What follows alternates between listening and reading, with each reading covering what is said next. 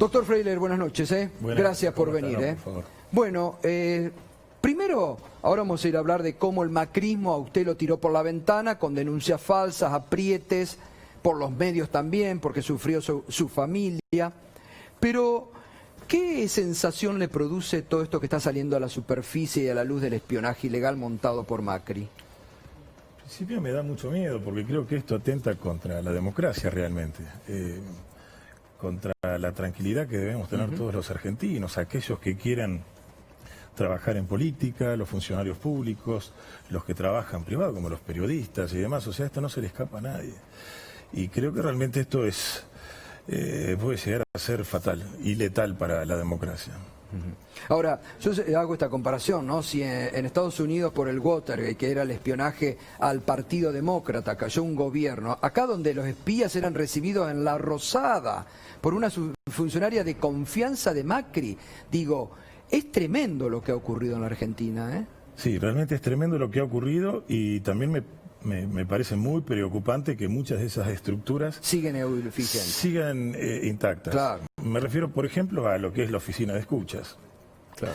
La importancia que le habrá dado el expresidente a las escuchas, que uno de los primeros decretos, si no fue el segundo, el tercero, pero antes de una semana de haber asumido, emite el decreto por el cual pasa la oficina de escuchas, que había estado en manos del Ministerio Público, de la doctora Cristina Camaño, donde durante el tiempo en el cual no se filtró ninguna escucha, pasó a estar en manos supuestamente de la Corte, y la Corte en realidad se lo deriva al presidente de la Cámara Federal, al doctor Irursun. Desde esa época es donde se han producido la mayor cantidad de filtraciones. Y sigue estando intacto y lo siguen manejando las mismas personas. Así que realmente me preocupa que estamos peligrando los ciudadanos porque los mismos que espiaban y escuchaban ilegalmente lo pueden seguir haciendo hoy. Estamos en peligro. No lo pueden hacer, sino que el día de mañana pueden llegar a dar por válida aquellas escuchas, o que van a tener que opinar en muchas de las causas que por espionaje ilegal se están haciendo. O sea que esto me parece realmente es muy, pero por demás preocupante. Y después viene, bueno, lo que usted sufrió, no solamente usted en su vida privada, pública, profesional, sino también a familiar, porque acá hubo un componente, ¿no?, de una persecución del gobierno, pero también de los medios, que me acuerdo siempre, cómo instaban a que escrachen a sus hijos, que no tenían nada que ver, que escrachen a sus hijos, los mismos medios macristas con el gobierno en la escuela, ¿no? Sí, tremendo. Incluso uno de los periodistas que decía eso, ni siquiera cayó en una fake news, sino quería hacer un periodismo de anticipación, y lo decía porque estaba indignado por algo que no iba a suceder y que jamás sucedió. Cómo era quitar del medio a un juez, apartarlo, en realidad, por la investigación de una causa.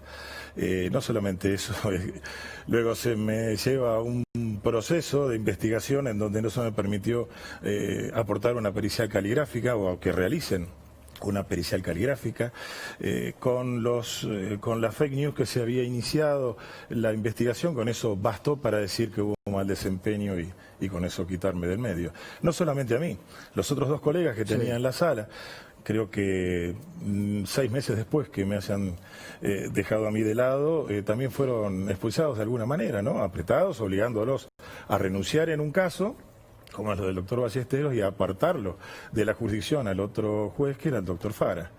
Colonizaron esa sala, mientras que la otra sala, son dos las que hay en la Cámara Federal, desde hace años que está siendo ocupada por una sola persona. Entonces, y no hay ningún apuro, parece ser, como para ocupar esas dos vacantes. Ese es otro tema preocupante para el actual gobierno, ¿no?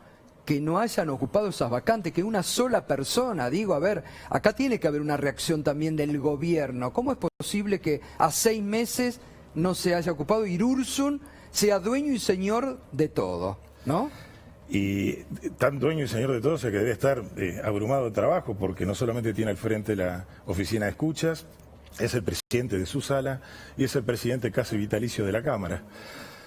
Vale decir, pero tiene tiempo todavía como para sacar esas doctrinas del poder residual de los funcionarios que ya no estaban en que llevó a tantas personas a la cárcel, y muchos de los cuales todavía se encuentran detenidos, que esto también es otra de las grandes preocupaciones. Doctor, retomando un poco lo que planteaba Gustavo, ¿por qué se ensañó con usted el gobierno de Mauricio Macri? Fundamentalmente habría que preguntárselo a ellos, pero yo creo que hay algunas causas objetivas en este caso. Una de ellas es que asumió procesado por un juez de primera instancia y confirmado ese procesamiento por los 3 miembros de la sala que comenté que ya no estamos más en esa sala.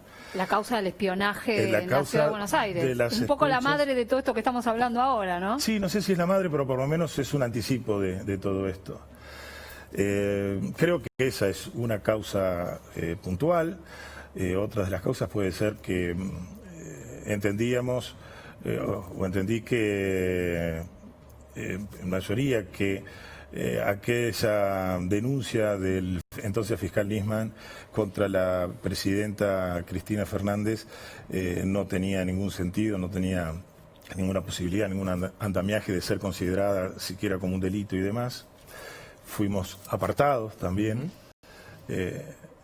estos camaristas que así lo habíamos dicho, o sea que tenemos que ver que esto es una estructura que ha trabajado perfectamente coordinada, digamos, totalmente. ¿no? O sea, que esas personas que en su momento no tenían que estar han quedado fuera de... ¿Y usted tuvo alguna advertencia, como a la doctora Figueroa que la fue a visitar Máiquez? ¿A usted le hicieron llegar alguna advertencia, algún mensaje? Personalmente no, pero recuerdo sí programas que eran del grupo mayoritario, ¿no? El grupo Clarín. Canal 13, el TN y demás.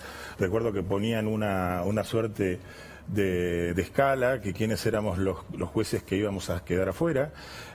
Muñecos ponían, ¿no? Y era el doctor Carlos Rosansky, que él mismo grabó en el momento en que el ex ministro de Justicia lo estaba apretando para que se jubile, que presentara la jubilación. El otro era yo y el otro era el doctor Rafecas, que bueno, ha podido esquivar los procesos que ha tenido en el Consejo de la Magistratura. Pero lo raro de eso es que también una abogada que creo que fue en este mismo canal, en esta misma sala, donde decía que en esas reuniones con el ministro de Justicia y su cliente, donde se lo estaba tratando de ponerlo y darle la figura de arrepentido y de guionarlo, este cliente de esta abogada decía que le preocupaba el doctor Rosansky y ahí el ministro le dijo, según los dichos de esta doctora, que se quedara tranquilo, que el doctor Rosansky iba a quedar fuera de la misma manera que iba a quedar afuera yo. Y bueno, lo anticipaba Garabano, no hay que olvidarse de Garabano, ministro de Justicia. Ahora, volviendo, pues muy interesante en este marco, la causa de espionaje ilegal, porque eso era una asociación ilícita, comandada por el Fino Palacios. Macri integraba, y así estaba nombrado como integrante de la asociación ilícita, que estaba realmente muy bien, creo que tenía más de 40 causas, más de 40 cuerpos esa causa. Era muy voluminosa, sí, me acuerdo que esa era la imputación. La imputación inicial, todo comenzó con un llamado que recibe el señor Burstein, alertándolo que su teléfono estaba pinchado, hace la denuncia, se comienza a investigar y realmente fue una investigación, de lo que recuerdo, que no existía como un patrón. Que digamos, donde podemos decir que era una investigación o un espionaje político solamente. Creo que existió un espionaje empresarial. Recuerdo el caso del señor Vila, que había sido investigado, un caso de un divorcio, de dos divorcios, dos personas, dos matrimonios que estaban divorciados. Una investigación que llevó también a investigar a la hermana y a la pareja de la hermana del entonces jefe de gobierno de la ciudad de Buenos Aires. Ahora también investigan, ahora también salta que investigó a un cuñado y a su propia hermana. No me ha sorprendido en este caso, aunque en aquella situación recuerdo que quien se había hecho cargo de esa investigación era el padre de Mauricio Macri, Franco Macri, que dijo que sí, que él la investigaba. Algo así, porque tenía miedo por la pareja, que se había presentado como querellante también, fallecidos los dos en estos momentos. Vale decir, me parece que tenía muchos otros tantos condimentos que más los altibajos, las idas y vueltas que tuvo esa causa en el proceso judicial propiamente dicho. Que todavía no fue a juicio oral. Fue a juicio oral. Pero quedó suspendido. Lo fueron suspendiendo y posponiendo pero por años, por los muchos años años, macristas. hasta que un recurso en la casación creo que le dio el tiro de muerte a esa causa, porque entendieron los camaristas de casación que las causas por estas interceptaciones ilegales de teléfono deberían ser de acción privada, y así no había sido promovido por los querellantes, entonces hicieron caer la causa. Bien, la última, Gabriel Morini, que tenemos que ir ya. Solamente preguntarle si usted puede todavía accionar respecto a lo que fue el proceso de remoción, habida cuenta de que en la votación hubo un consejero de la magistratura retenido, algo que no ocurrió nunca en la historia. Yo personalmente entiendo que no, pero sabemos que nadie es buen abogado en causa propia. Hay muchos colegas que me dicen que sí, que habría una posibilidad de hacerlo y demás, pero realmente no lo estoy evaluando.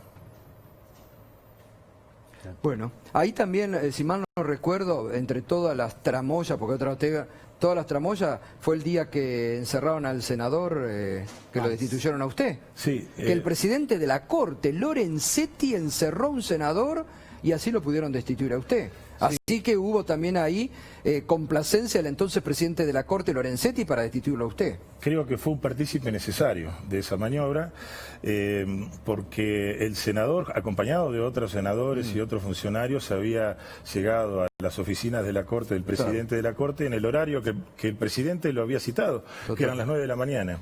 Y le tomaron, creo que 1:30 de la tarde, pasado el mediodía, recién le tomaron el juramento. Mientras tanto, a 200 metros estaba sucediendo lo que